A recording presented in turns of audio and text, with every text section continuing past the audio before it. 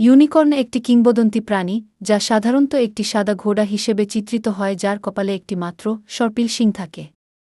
এটি প্রায়শই পবিত্রতা, করুণা এবং আরোগ্য ক্ষমতার সাথে যুক্ত, এবং মধ্যযুগীয় সময়ে কেবল একজন কুমারী দ্বারা বন্দী বলে মনে করা হতো। ইউনিকর্ন জাদুর সাথে তাদের সংযোগের জন্য পরিচিত এবং বিভিন্ন গল্প এবং পৌরাণিক কাহিনীতে পাওয়া যায়, যার মধ্যে রয়েছে দয়া এবং বন্ধুত্বের কাজ।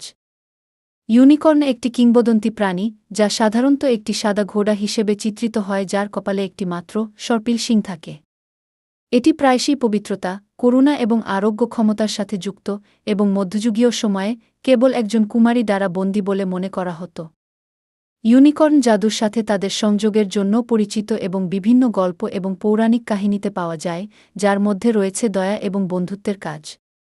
ইউনিকর্ন একটি কিংবদন্তি প্রাণী, যা সাধারণত একটি সাদা ঘোড়া হিসেবে চিত্রিত হয় যার কপালে একটি মাত্র সর্পিল শিং থাকে।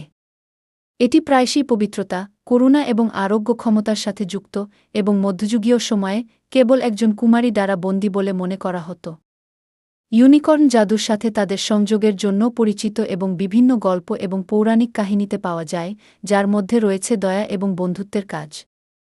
ইউনিকর্ন একটি কিংবদন্তি প্রাণী, যা সাধারণত একটি সাদা ঘোড়া হিসেবে চিত্রিত হয় যার কপালে একটি মাত্র সর্পিল শিং থাকে। এটি প্রায়শই পবিত্রতা, করুণা এবং আরোগ্য ক্ষমতার সাথে যুক্ত, এবং মধ্যযুগীয় সময়